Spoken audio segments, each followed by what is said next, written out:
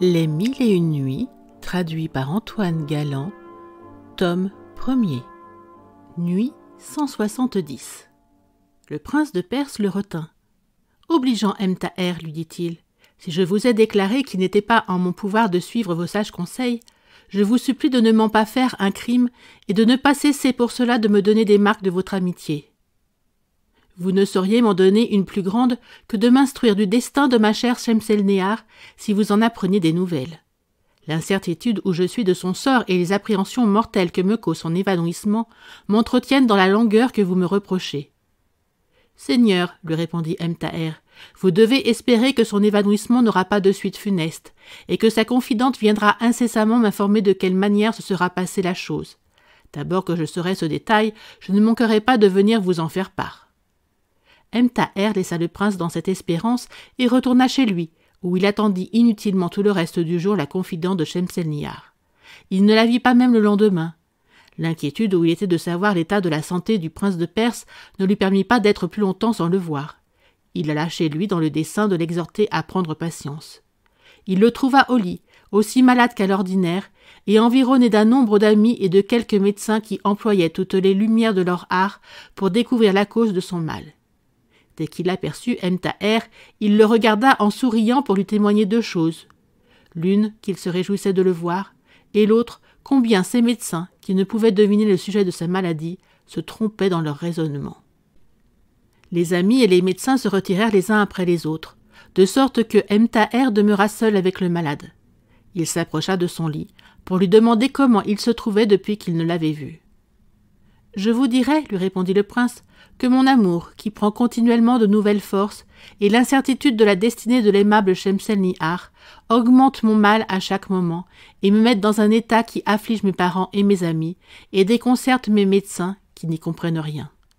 Vous ne sauriez croire, ajouta-t-il, combien je souffre de voir tant de gens qui m'importunent et que je ne puis chasser honnêtement. Vous êtes le seul dont je sens que la compagnie me soulage. Mais enfin, ne me dissimulez rien, je vous en conjure. Quelle nouvelle m'apportez-vous de Shemselnehar? Avez-vous vu sa confidente? Que vous a-t-elle dit? » Emtaher répondit qu'il ne l'avait pas vue, et il n'eut pas plutôt appris au prince cette triste nouvelle que les larmes lui vinrent aux yeux. Il ne put repartir un seul mot, tant il avait le cœur serré. « Prince, reprit alors Emtaher, permettez-moi de vous remontrer que vous êtes trop ingénieux à vous tourmenter. Au nom de Dieu, essuyez vos larmes. Quelqu'un de vos gens peut entrer en ce moment, et vous savez avec quel soin vous devez cacher vos sentiments qui pourraient être démêlés par là. » Quelque chose que put dire ce judicieux confident, il ne fut pas possible au prince de retenir ses pleurs. « Sage Emtaher, s'écria-t-il quand l'usage de la parole lui fut revenu, je puis bien empêcher ma langue de révéler le secret de mon cœur, mais je n'ai pas de pouvoir sur mes larmes, dans un si grand sujet de craindre pour Shemselnehar. Si cet adorable et unique objet de mes désirs n'était plus au monde, je ne lui survivrais pas un moment. »« Rejetez une pensée si affligeante, répliqua Emtaher. Shemselnehar vit encore, vous n'en devez pas douter. Si elle ne vous a pas fait savoir de ces nouvelles, c'est qu'elle n'en a pas pu trouver l'occasion, et j'espère que cette journée ne se passera point que vous n'en appreniez. » Il ajouta à ce discours plusieurs autres choses consolantes, après quoi il se retira. Emtaher fut à peine de retour chez lui que la confidente de Shemselnehar arriva. Elle avait un air triste et il en conçut un mauvais présage. Il lui demanda des nouvelles de sa maîtresse. « Apprenez-moi auparavant des vôtres, lui répondit la confidente, car j'ai été dans une grande peine de vous avoir vu partir dans l'état où était le prince de Perse. » Emtaher lui raconta ce qu'elle voulait savoir, et lorsqu'il eut achevé, l'esclave prit la parole. « Si le prince de Perse, lui dit-elle, a souffert et souffre encore pour ma maîtresse, elle n'en a pas moins de peine que lui. Après que je vous ai quitté, poursuivit-elle, je retournai au salon, où je trouvai que Shemselnehar n'était pas encore revenue de son évanouissement, quelque soulagement qu'on eût tâché de lui apporter. Le calife était assis près d'elle, avec toutes les marques d'une véritable douleur. Il demandait à toutes les femmes, et à moi particulièrement, si nous n'avions aucune connaissance de la cause de son mal. Mais nous gardâmes le secret, et nous lui dîmes tout autre chose que ce que nous n'ignorions pas.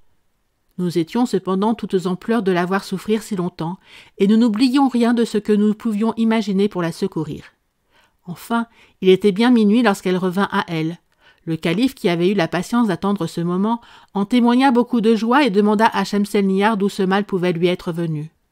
Dès qu'elle entendit sa voix, elle fit un effort pour se mettre sur son séant, et après lui avoir baisé les pieds avant qu'il pût l'en empêcher, « Sire, dit-elle, j'ai à me plaindre du ciel, de ce qu'il ne m'a pas fait la grâce entière de me laisser expirer aux pieds de votre majesté, pour vous marquer par là jusqu'à quel point je suis pénétré de vos bontés. »« Je suis bien persuadé que vous m'aimez, lui dit le calife, mais je vous commande de vous conserver pour l'amour de moi.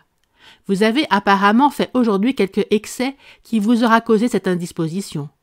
Prenez-y garde, et je vous prie de vous en abstenir une autre fois.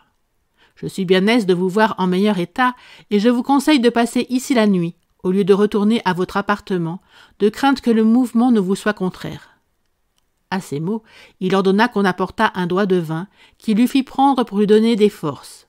Après cela, il prit congé d'elle et se retira dans son appartement. Dès que le calife fut parti, ma maîtresse me fit signe de m'approcher. Elle me demanda de vos nouvelles avec inquiétude. Je l'assurai qu'il y avait longtemps que vous n'étiez plus dans le palais et lui mis l'esprit en repos de ce côté-là. Je me gardai bien de lui parler de l'évanouissement du prince de Perse, de peur de la faire retomber dans l'état d'où nos soins l'avaient tirée avec tant de peine. Mais ma précaution fut inutile, comme vous l'allez entendre. « Prince, s'écria-t-elle alors, je renonce désormais à tous les plaisirs, tant que je serai privée de celui de ta vue. Si j'ai bien pénétré dans ton cœur, je ne fais que suivre ton exemple. Tu ne cesseras de verser des larmes que tu ne m'aies retrouvée. Il est juste que je pleure et que je m'afflige, jusqu'à ce que tu sois rendu à mes vœux. » En achevant ces paroles qu'elle prononça d'une manière qui marquait la violence de sa passion, elle s'évanouit une seconde fois entre mes bras. En cet endroit, Scheherazade, voyant paraître le jour, cessa de parler. La nuit suivante, elle poursuivit de cette sorte. Merci d'avoir écouté cette vidéo. Si cette vidéo vous a plu, vous pouvez vous abonner gratuitement à la chaîne Coin Livre Audio. N'oubliez pas de liker avec le pouce vers le haut. Vous pouvez aussi me laisser un commentaire. À bientôt.